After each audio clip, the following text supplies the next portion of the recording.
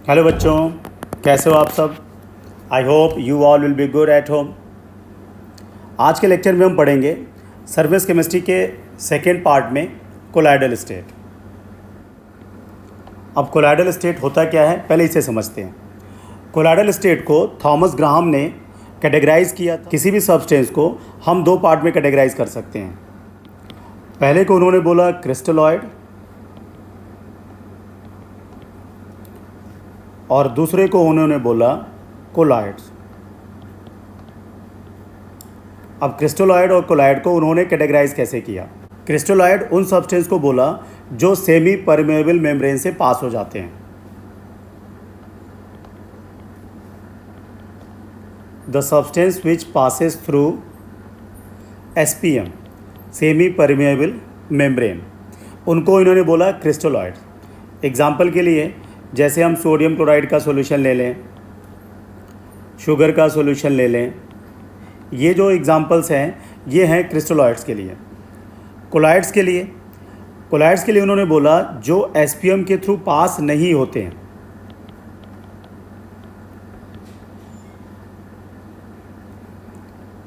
वो सारे के सारे अंडर द कैटेगरी ऑफ आएंगे कोलाइड्स।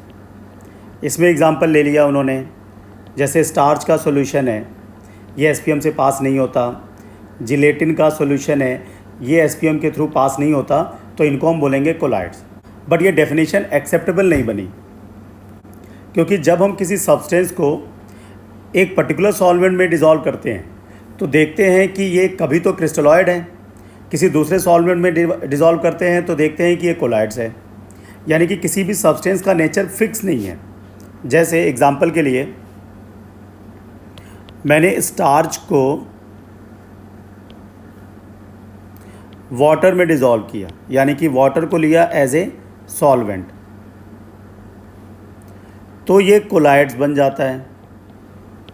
और इसी स्टार्च को अगर मैं किसी ऑर्गेनिक सॉल्वेंट में डिज़ोल्व कराता हूँ तो ये क्रिस्टलॉइड बन जाता है। इसका मतलब क्या है कि स्टार्च जो है इसका रोल है फिक्स नहीं है, मतलब ये कोलाइड्स भी हो सकता है, क्रिस्टलॉइड्स भी हो सकता है, depending on nature of solvent. इसी तरह से अगर हम एक दूसरा एग्जांपल भी लेते हैं, सल्फ़र का सॉल्यूशन बनाते हैं। सल्फ़र के सॉल्यूशन को अगर अल्कोहल में डिज़ोल्व करें, यानी कि अल्कोहल एज ए सॉल्वेंट लें, तो ये काम करता है एज ए क्रिस्टलॉइड। और यहीं पे अगर वाटर एज ए सॉल्वेंट लेते हैं तो ये काम करता है एज ए कोलाइड्स। इसका मतलब है ये डेफिनेशन एक्सेप्टेबल नहीं हो सकती है किसी भी पर्टिकुलर सब्सटेंस को कैटेगराइज करने के लिए कि ये क्रिस्टलॉइड है या फिर ये कोलाइड्स है। तो इस डेफिनेशन को डिस्कार्ड कर दिया गया, डेफिनेशन नई बनाई गई। और जो नई डेफिनेशन बनाई गई है वहाँ पे ये कहा गया है कि कोलाइड्स जो होते हैं वो टाइप ऑफ सब्सटेंस नहीं हो सकता, वो एक स्टेट है। Colloids is a state. ये एक्सेप्ट किया गया कि colloids is a state, not a type of substance. और ये स्टेट किसके किसके बीच का है? कोलाइडल स्टेट बेसिकली एक इंटरमीडिएट स्टेट है between true solution and suspension. Colloidal state is regarded as intermediate state between true solution and suspension.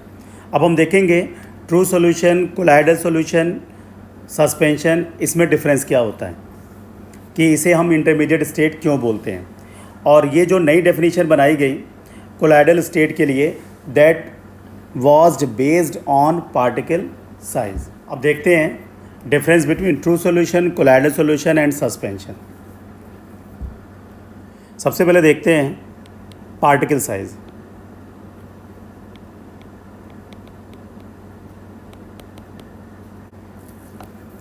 अब ट्रू सॉल्यूशन में जो दो कंपोनेंट हम लेते हैं, एक कंपोनेंट को बोलते हैं सोल्यूट और एक कंपोनेंट को बोलते हैं सॉल्वेंट। कोलाइडल सॉल्यूशन में हम सोल्यूट और सॉल्वेंट टर्म यूज़ नहीं करते। इसमें सोल्यूट को बोला जाता है डिस्पर्स्ड फेज, जिसको हम शॉर्ट फॉर्म में बोलेंगे डीपी। और सॉल्वेंट है उसको सॉल्वेंट ना कह करके बोलते हैं डिस्पर्शन मीडियम, जिसे शॉर्ट फॉर्म में हम यूज़ करेंगे DM. DP is dispersed phase and DM is dispersion medium। तो मीडियम से आप समझ जाओगे कि ये ज़्यादा अमाउंट में है तो हम इसे सॉल्वेंट की तरह ट्रीट करते हैं, डिस्पर्स फेज सोल्यूट की तरह ट्रीट होता है, और सस्पेंशन में अगेन सोल्यूट एंड सॉल्वेंट। तो अब जब पार्टिकल साइज़ की बात करते हैं तो बेसिकली सॉल्यूशन को डिफ़ाइन करने वाला होता है सोल्यूट, यहाँ पे सॉल्यूशन को डिफ़ाइन करने वाला कौन होगा, डिस्पर्स्ड फेज। इसी तरह सस्पेंशन में भी क्या होता है, सोल्यूट एंड सॉल्वेंट। तो आप ये देखोगे कि सिर्फ कोलाइडल सॉल्यूशन में जो सोल्यूट और सॉल्वेंट है उनके नेम चेंज किए गए। तो पार्टिकल साइज़ की जब हम बात करेंगे तो पार्टिकल साइज़ का मतलब है किसके, सोल्यूट के पार्टिकल साइज़ का। तो ट्रू सॉल्यूशन में सोल्यूट के पार्टिकल का साइज़ जो होता है वो 1 नैनोमीटर से छोटा होता है, जबकि कोलाइडल सॉल्यूशन में जो पार्टिकल साइज़ होता है वो 1 नैनोमीटर से लेकर के 1000 नैनोमीटर के बीच का होता है, और जो सस्पेंशन है उसमें पार्टिकल साइज़ होता है 1000 नैनोमीटर से ज़्यादा, किसका, सोल्यूट पार्टिकल्स का। कोलाइडल सॉल्यूशन में डिस्पर्स फेज पार्टिकल का, ट्रू सॉल्यूशन में भी सोल्यूट के पार्टिकल का साइज़, यानी कि वेरिएशन आप देखोगे 1 नैनोमीटर से अगर कम है यानी कि पार्टिकल साइज़ बहुत ही छोटा है, और 1000 नैनोमीटर से बड़ा है यानी कि पार्टिकल साइज़ काफ़ी बड़ा है। इनके बीच का जो इंटरमीडिएट स्टेट है 1 से लेकर के 1000 नैनोमीटर तक का, उस स्टेट में अगर सॉल्यूशन तैयार होता है तो हम कहते हैं वो सॉल्यूशन कोलाइडल सॉल्यूशन है।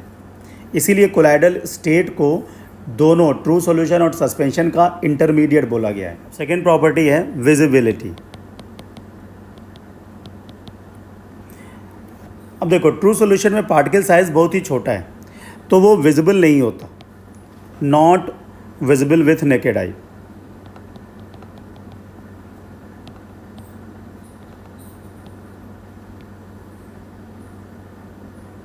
और by any optical means, optical means का मतलब है जैसे माइक्रोस्कोप वगैरह, उनसे भी हम इनके पार्टिकल्स को नहीं देख सकते।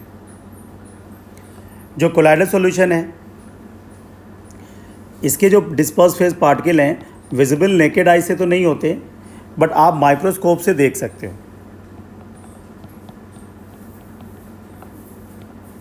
और माइक्रोस्कोप भी सिंपल वाला नहीं, with ultra microscope, not visible with naked I but visible with ultra microscope.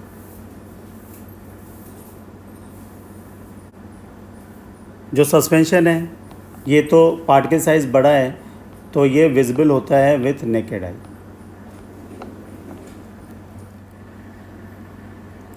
अब थर्ड डिफरेंस देखते हैं, और वो देखते हैं नेचर।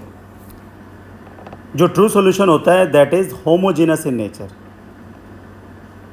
होमोजेनस का मतलब होता है कि प्रॉपरली सोल्यूट एंड सॉल्वेंट इस तरीके से मिक्स होते हैं कि हमें सिर्फ सॉल्वेंट का फेज ही नज़र आता है।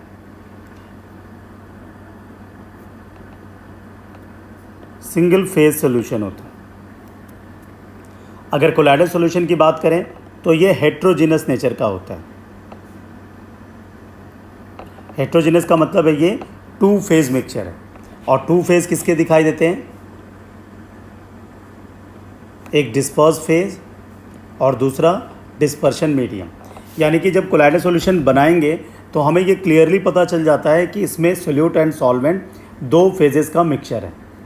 जो सस्पेंशन होता है हमें मालूम है उसमें पार्टिकल साइज़ इतना ज़्यादा बड़ा है कि वो हेट्रोजिनस नेचर का ही होता है।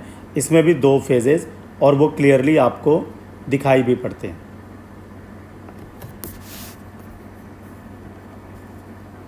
Difference number 4, diffusion. डिफ्यूज़न की बात करें तो जो ट्रू सॉल्यूशन है पार्टिकल साइज़ बहुत ही छोटे होने की वजह से इनका डिफ्यूज़न बहुत ही स्पीड से होता है।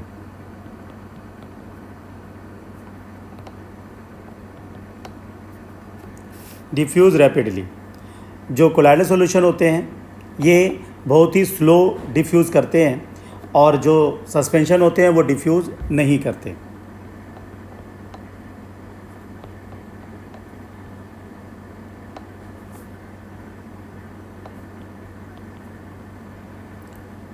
सस्पेंशन में पार्टिकल साइज़ इतना बड़ा होता है कि इनका डिफ्यूज़न हो ही नहीं पाता।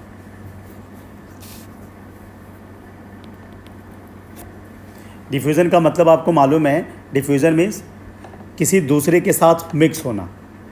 तो ट्रू सॉल्यूशन होता है बहुत ही जल्दी मिक्स हो जाता है, कोलाइडल सॉल्यूशन है स्लो मिक्स होता है, और हेट्रोजिनस मिक्स नहीं होता। आप ऐसे समझ सकते हो डिफ्यूज़न को। सेटलिंग प्रॉपर्टी या सेटिंग प्रॉपर्टी। सेटिंग प्रॉपर्टी का मतलब होता है ये कितनी जल्दी सेटल हो जाता है। ट्रू सॉल्यूशन होता है वो सेटल नहीं होता, डज नॉट सेटल। जो सस्पेंशन होता है वो ईजिली सेटल हो जाता है, क्यों? क्योंकि इसका पार्टिकल साइज़ बड़ा है, अंडर ग्रेविटी वो सेटल हो जाता है।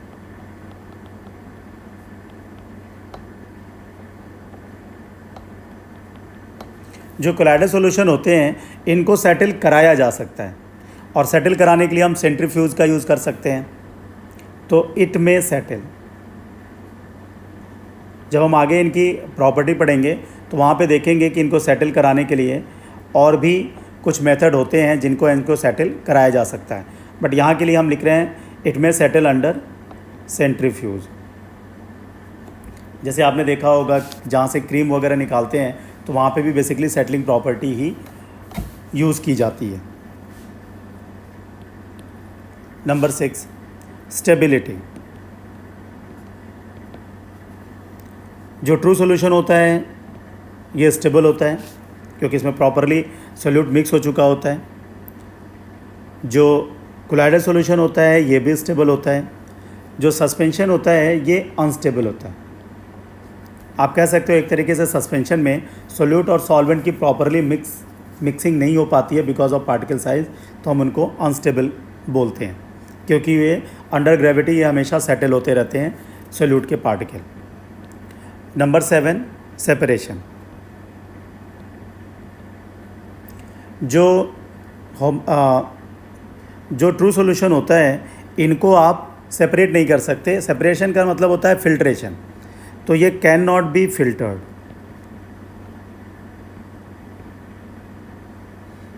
अब जब फिल्टर करने की बात करते हैं तो ये हम ऑर्डिनरी फ़िल्टर पेपर की बात कर रहे हैं। ऑर्डिनरी फ़िल्टर पेपर से आप होमोजेनस मिक्सचर को यानी कि ट्रू सॉल्यूशन को फ़िल्टर नहीं कर सकते, जबकि यहाँ पे जो कोलाइडल सॉल्यूशन है इसको आप फ़िल्टर कर सकते हो।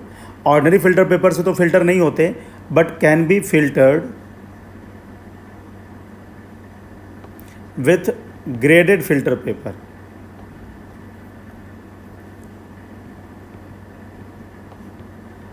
अब ग्रेडेड फ़िल्टर पेपर क्या होता है? ये कई सारे फ़िल्टर पेपर को अगर हम एक साथ इनका एक ग्रुप बना लें तो इनके जो पोर साइज़ होते हैं वो बहुत ही छोटे हो जाते हैं।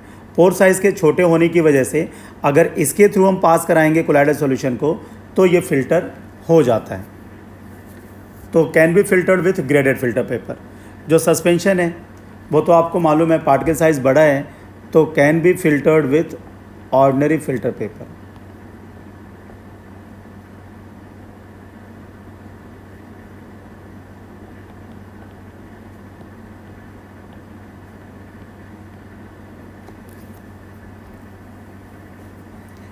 डिफरेंस नंबर 8 की बात करें तो अपीयरेंस में आपको मालूम है जो ट्रू सॉल्यूशन है वो बिल्कुल क्लियर दिखेगा आपको। जो कोलाइडल सॉल्यूशन होता है जनरली क्लियर होता है। जो सस्पेंशन होता है पार्टिकल साइज़ ज़्यादा बड़ा है तो ये हमें ओपेक दिखता है। तो ये कुछ डिफरेंसेस हैं जो हमने टोटल 8 डिफरेंसेस पढ़ा between true solution, colloidal solution and suspension. I hope कि आपको इन तीनों में डिफरेंस समझ में आ गया होगा। अब इस टॉपिक में जो पढ़ना है वो पढ़ना है कोलाइडल सॉल्यूशन।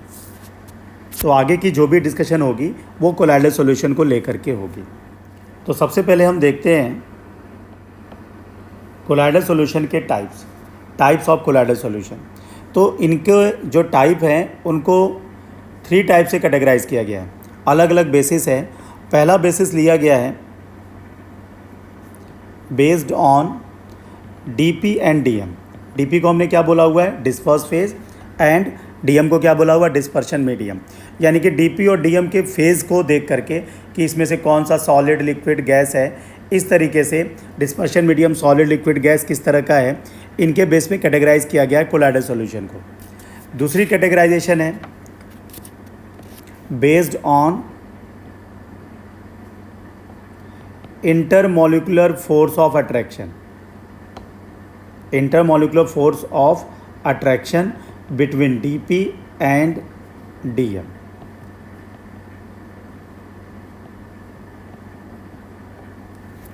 और थर्ड टाइप की कैटेगराइजेशन है based on particle size of DP.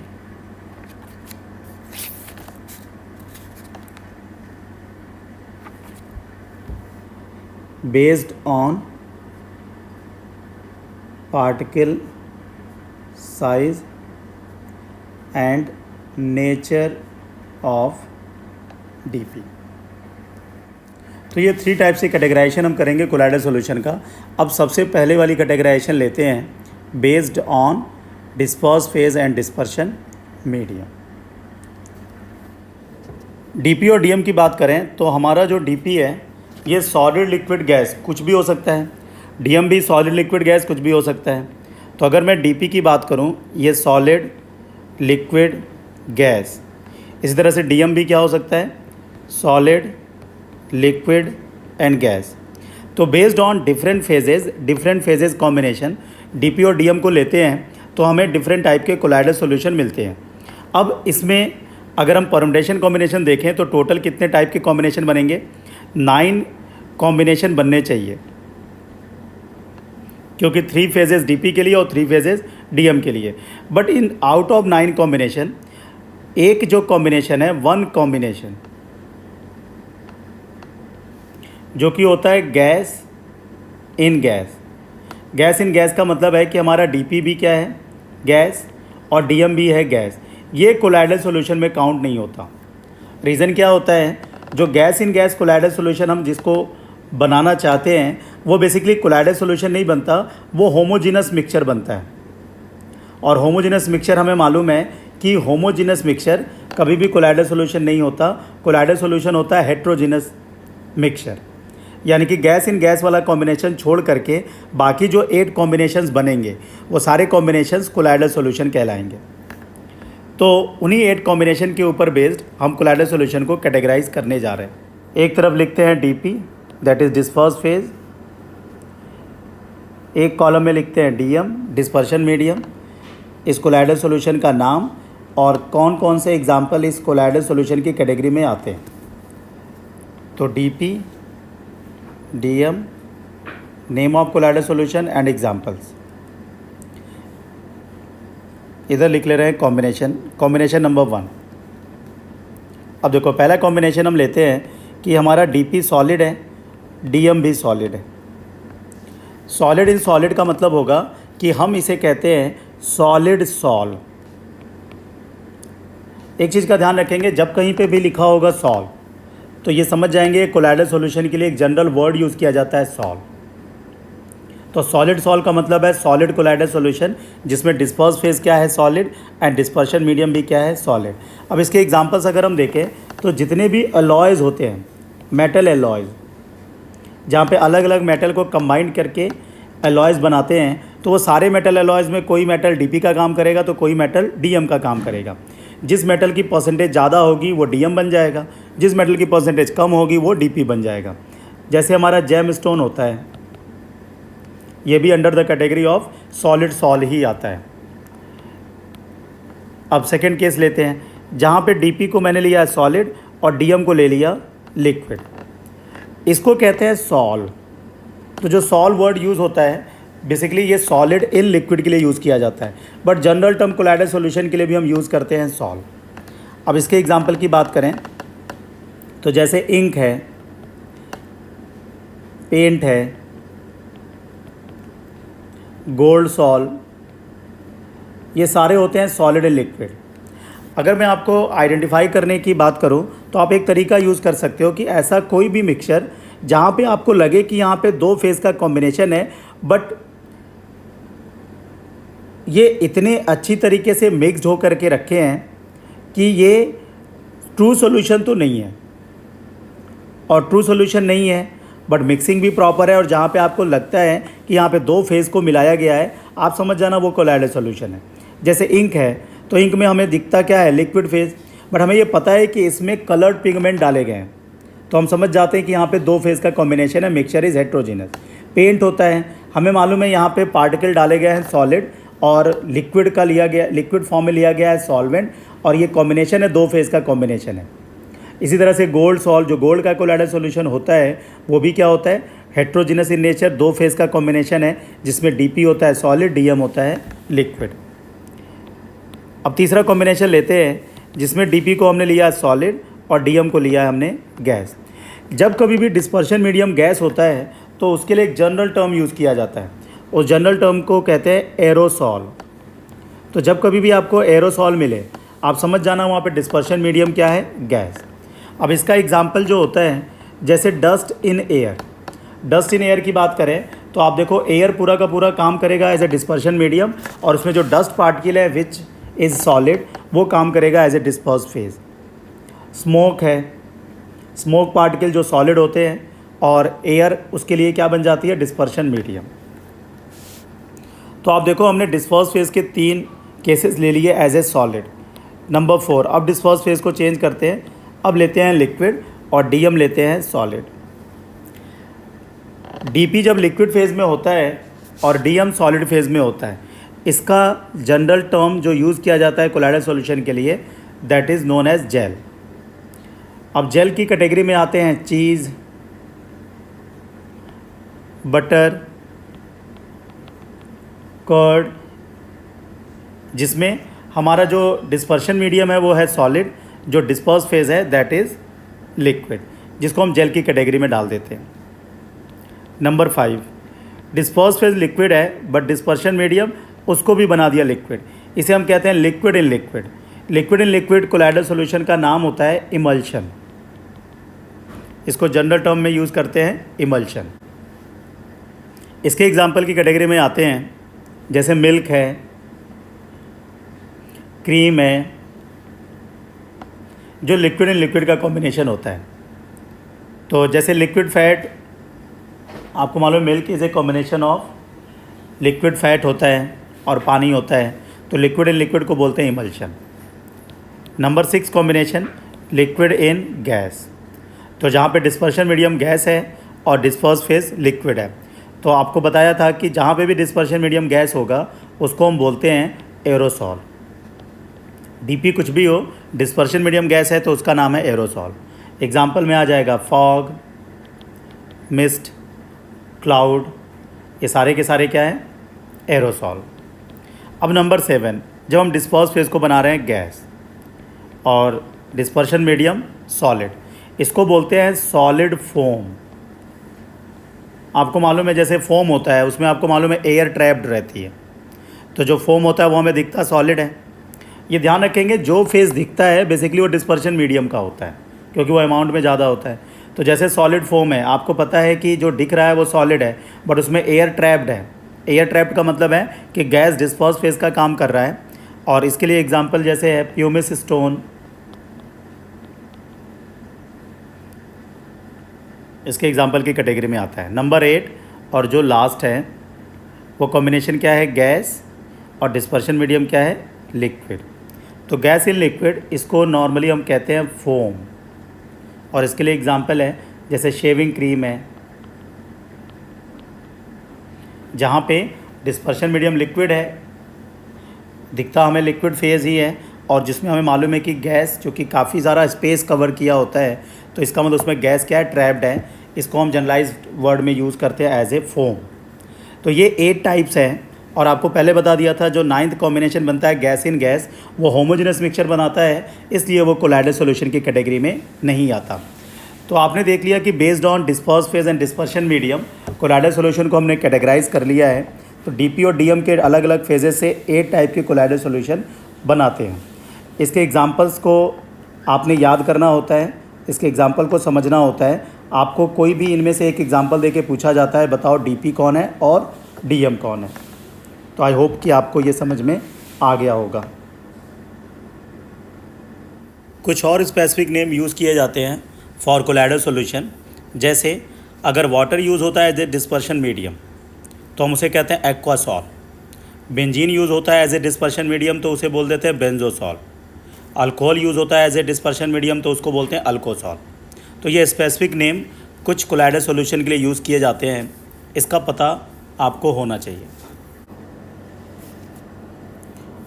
Second type की कैटेगराइजेशन है on the basis of intermolecular force of attraction between disperse phase and dispersion medium.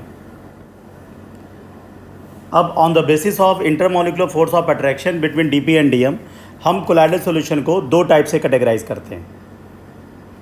एक को बोलते हैं लायोफिलिक कोलाइडल सॉल्यूशन,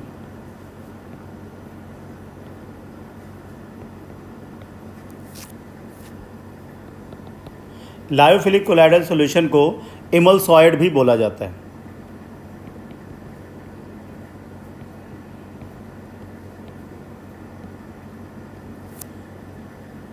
दूसरे टाइप के कोलाइडल सॉल्यूशन को बोला जाता है लायोफोबिक कोलाइडल सॉल्यूशन।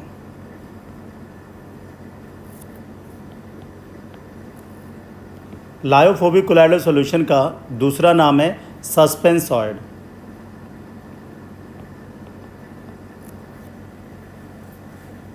अब इन दोनों में बेसिकली क्या डिफरेंस होता है, नॉर्मली हमसे वही पूछा जाता है। तो लायोफिलिक कोलाइडल सॉल्यूशन किसे कहते हैं, लायोफोबिक कोलाइडल सॉल्यूशन किसे कहते हैं, इनमें हम डिफरेंस देखेंगे और इसको डिटेल में जाने की ट्राई करेंगे। लायोफिलिक कोलाइडल सॉल्यूशन में basically intermolecular force of attraction बहुत ही स्ट्रॉन्ग होता है। Strong intermolecular force of attraction is present between DP and DM.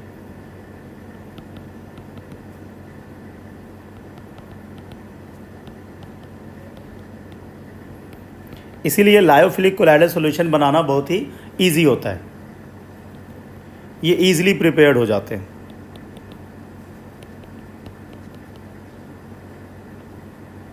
और ईज़िली प्रिपेयर होने का मतलब है अगर डिस्पर्शन मीडियम हमारा लिक्विड है तो ये हाईली सॉल्वेटेड भी होते हैं।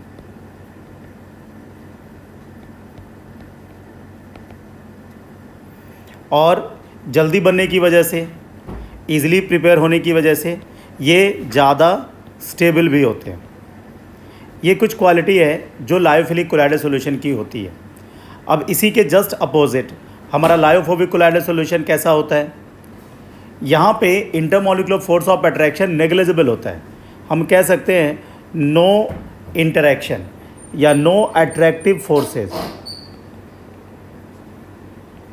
No attractive forces are present between DP and DM. यहाँ पे कोई भी अट्रैक्टिव फोर्स काम नहीं करता है डिस्पर्स फेज और डिस्पर्शन मीडियम में, जिसकी वजह से ये इजीली प्रिपेयर नहीं हो पाते हैं।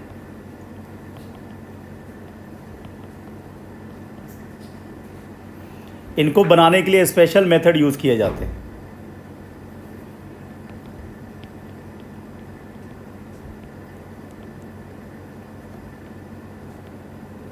क्योंकि कोई इंटरेक्शन ही नहीं है तो इंटरेक्शन क्रिएट करने के लिए स्पेशल मेथड यूज़ किए जाते हैं। और यहाँ पे अगर हमारा लिक्विड डिस्पर्शन मीडियम हो तो हमें मालूम है कि ये सॉल्वेटेड बहुत ही कम होंगे, यानी कि लेस सॉल्वेटेड होते हैं ड्यू टू नो इंटरेक्शन, और इसीलिए ये क्या होते हैं, लेस स्टेबल भी होते हैं। तो आप देखो, दीज आर द 4 क्वालिटीज़ जो लायोफिलिक कोलाइडल सॉल्यूशन की है, and these are the 4 qualities जो लायोफोबिक कोलाइडल सॉल्यूशन के साथ है। No attractive forces are present between DP and DM, easily not prepared, special methods are used, less solvated, less stable। कुछ और difference हम देखते हैं between lyophilic colloidal solution and lyophobic colloidal solution. अब जैसे हम विस्कोसिटी की बात करें तो लायोफिलिक कोलाइडल सॉल्यूशन में डीपी और डीएम के बीच में अट्रैक्शन होने की वजह से जो विस्कोसिटी होती है कोलाइडल सॉल्यूशन की,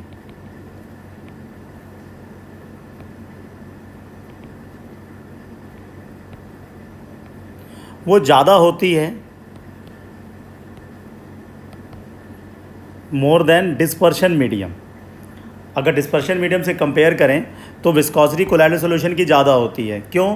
क्योंकि डीएम में डीपी मिक्स हो जाता है ईजिली, तो विस्कोसिटी बढ़ जाती है।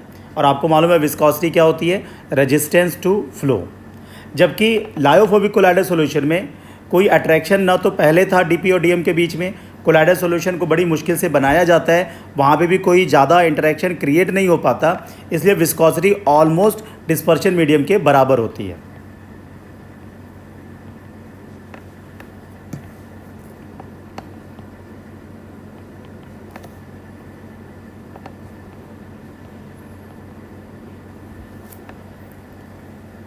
फिर जो हमारा लायोफिलिक कोलाइडल सॉल्यूशन होता है, इसमें कहीं पे भी हम चार्ज कंसीडर नहीं करते ऑन डीपी पार्टिकल, कोई भी चार्ज के बारे में बात नहीं करते, नो चार्ज एट ऑल।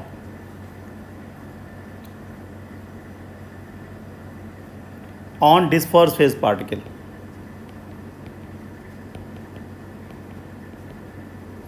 जबकि अभी हम कोलाइडल सॉल्यूशन के बारे में पढ़ेंगे तो देखेंगे कि हमारा लायोफोबिक कोलाइडल सॉल्यूशन होता है, उसमें पार्टिकल को हम चार्ज करते हैं।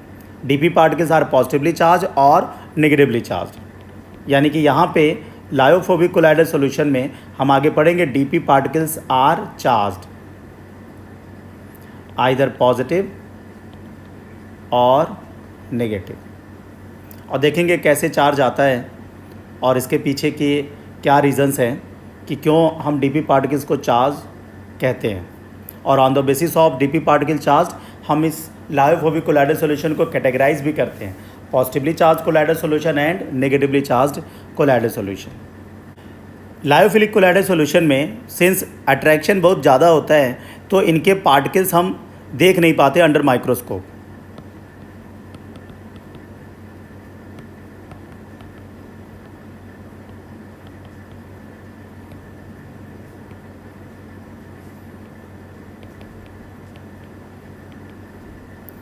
बट जो लायोफोबिक कोलाइडल सॉल्यूशन है वहाँ पे disperse phase particle can be seen.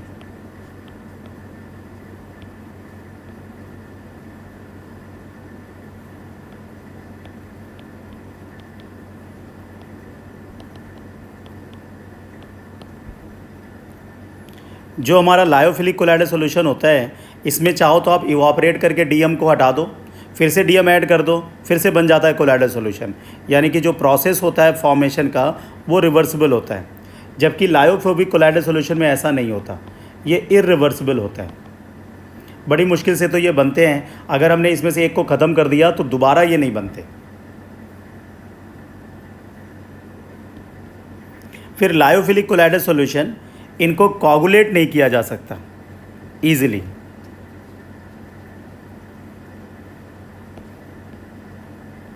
Coagulate करने का मतलब होता है इनके प्रेसिपिटेट को बनाना। इनके प्रेसिपिटेट जल्दी नहीं बनते हैं in case of lyophilic colloidal solution, जबकि लायोफोबिक में हम ईजिली प्रेसिपिटेट बना लेते हैं।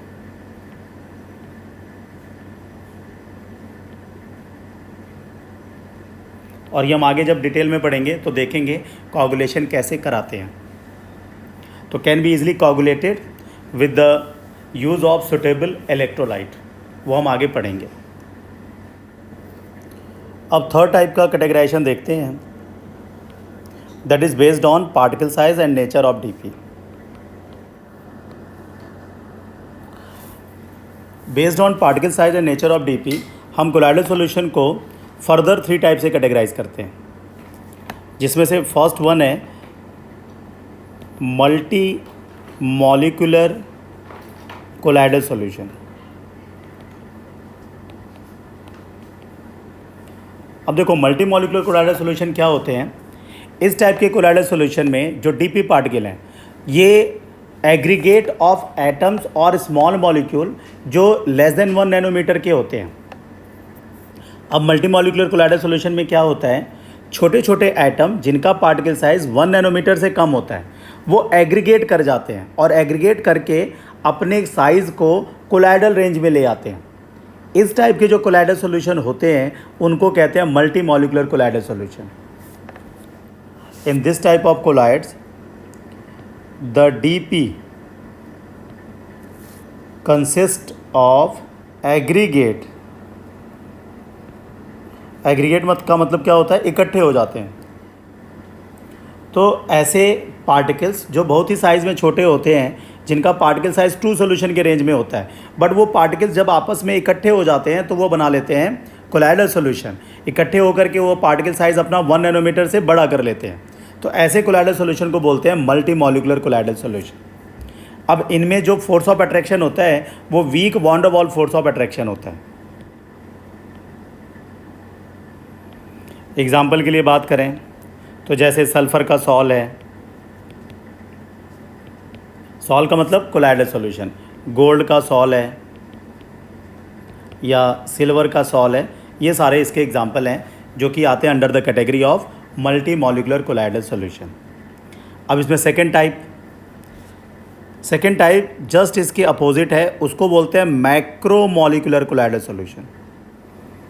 अब मैक्रो मॉलिक्यूलर कोलाइडल सॉल्यूशन में क्या होता है, ऐसे कोलाइडल सॉल्यूशन जिसमें ऑलरेडी पार्टिकल्स काफ़ी ज़्यादा बड़े साइज़ के हैं। यानी कि जैसे हमें मालूम है कोलाइडल सॉल्यूशन की रेंज है 1 से लेकर के 1000 नैनोमीटर तक। अब इसमें पार्टिकल साइज़ 1000 नैनोमीटर से थोड़े कम होते हैं, मतलब ऑलरेडी इनके पार्टिकल साइज़ कोलाइडल रेंज में तो हैं बट ज़्यादा बड़े साइज़ वाले हैं, बट 1000 नैनोमीटर से कम है। ऐसे कोलाइडल सॉल्यूशन को हम कहते हैं macro molecular colloidal solution.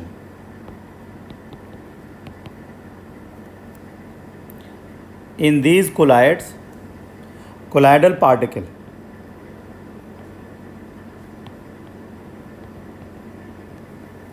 are themselves large molecule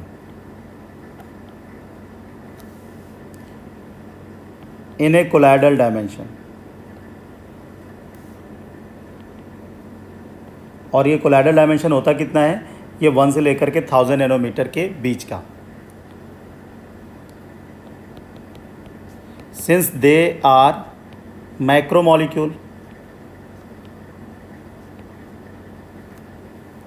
their molecular mass range is between 1000 and millions। क्योंकि बड़े साइज़ के पार्टिकल्स होते हैं तो इनका मोलर मास ऑलरेडी बहुत ज़्यादा होता है, 1000 और मिलियन के बीच में आता है। तो इसके एग्जांपल्स कौन कौन से आते हैं, एग्जांपल में जैसे स्टार्च का कोलाइडल सॉल्यूशन हो गया, पॉलीमर हो गए जो ऑलरेडी बड़े साइज़ के होते हैं, नायलॉन का कोलाइडल सॉल्यूशन अगर हम बनाते हैं, जिलेटिन, सॉल, ये सारे के सारे आते हैं under the category of macro molecular colloidal solution. अब जो तीसरा कोलाइडल सॉल्यूशन है वही सबसे ज़्यादा इंपॉर्टेंट है। जो थर्ड टाइप का कोलाइडल सॉल्यूशन है which is very very important, उसको कहते हैं एसोसिएटेड कोलाइड्स। अब जैसा कि नाम से ही समझ में आ रहा है एसोसिएटेड कोलाइड्स, इसमें क्या होता है कि अगर आपने डीपी का मतलब हमारे लिए क्या है, सोल्यूट, अगर उसकी क्वांटिटी कम है तो ये सॉल्यूशन सॉल्वेंट में जब बनाया जाता है तो ये बिहेव करता है एज ए ट्रू सॉल्यूशन।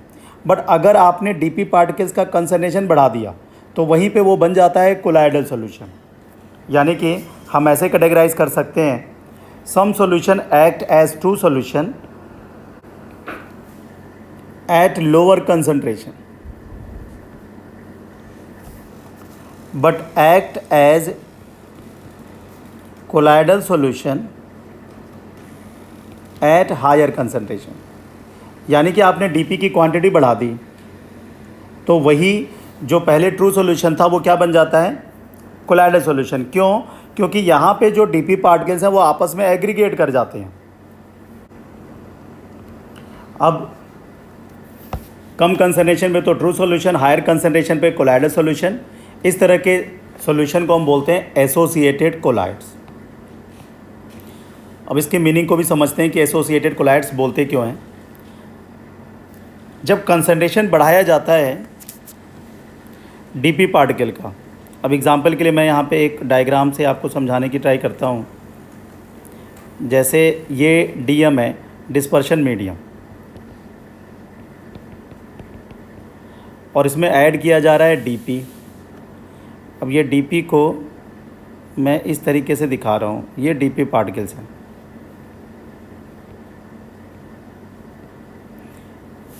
ज़्यादातर जो इसके एग्जांपल लिए जाते हैं वो होते हैं सोप, डिटर्जेंट, इस तरह के मॉलिक्यूल।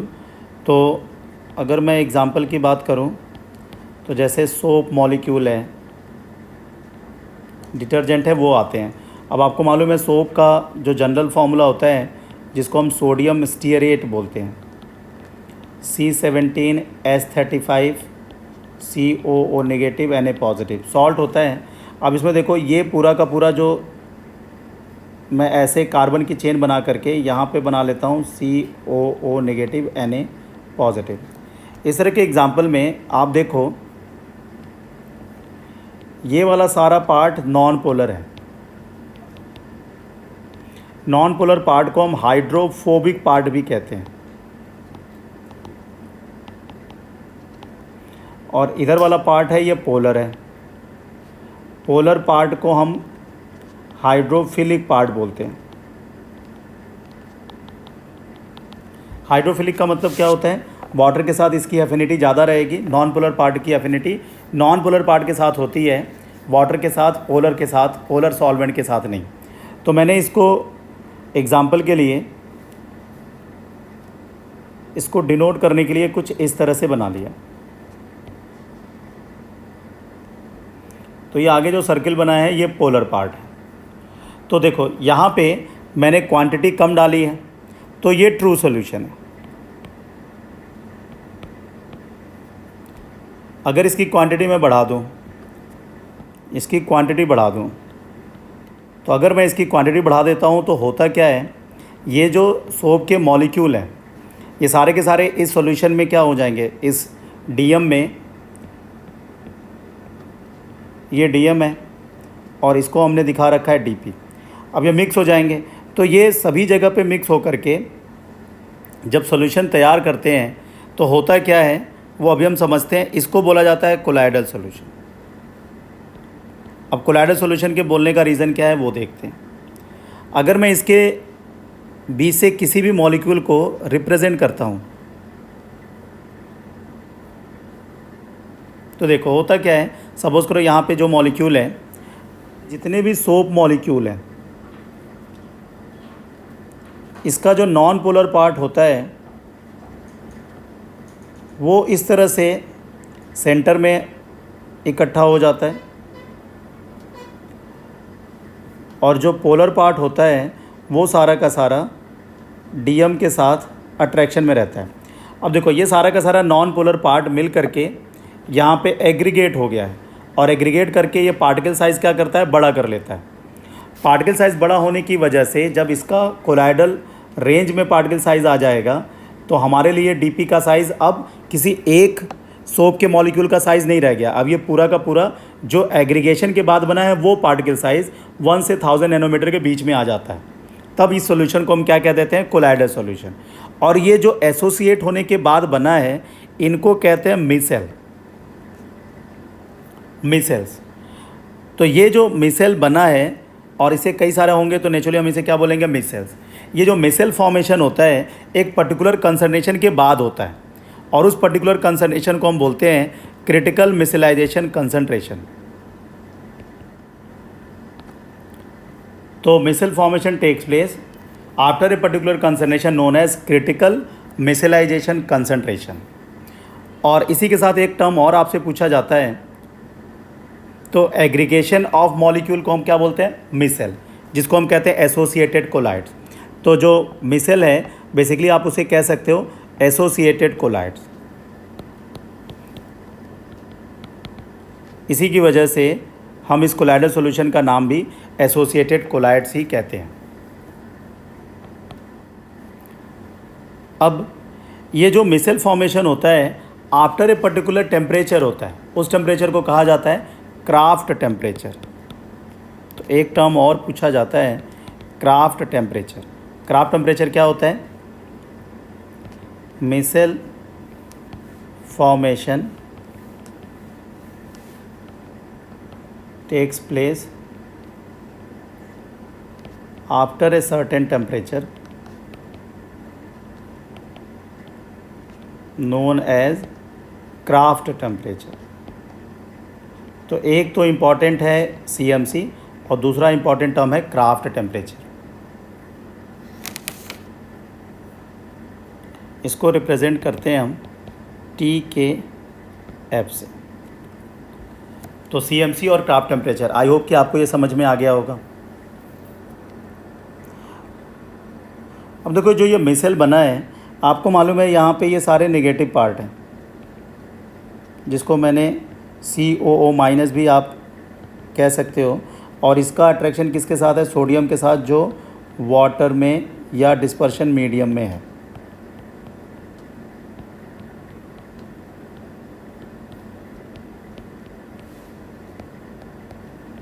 तो इस तरह से ये चार्ज भी बैलेंस करता है। और देखो यहाँ पे ये जो एक तरह से पूरा का पूरा स्फेरिकल शेप बना है, जब आपने 10th में पढ़ा होगा क्लींजिंग एक्शन ऑफ सोप, तो जो डर्ट पार्टिकल होते हैं वो डर्ट पार्टिकल, ग्रीस पार्टिकल या डस्ट, ये सारे के सारे इसी में फंस जाते हैं। और जब इसे हम वाटर से वॉश करते हैं तो ये अपने साथ ये डर्ट पार्टिकल या ग्रीस पार्टिकल को भी साथ ले जाता है, जिसे हम कहते हैं क्लींजिंग एक्शन ऑफ सोप। तो grease stain is absorbed into the interior of micelle and gets detach from the fabric. तो कपड़े से वो फैब्रिक से वो डर्ट पार्टिकल को अलग कर लेता है। ये क्लींजिंग एक्शन ऑफ सोप, जिसे आपने ऑलरेडी 10th में पढ़ा होता है। ये grease stain is absorbed into the interior of micelle and gets detach from the fabric known as cleansing action of soap.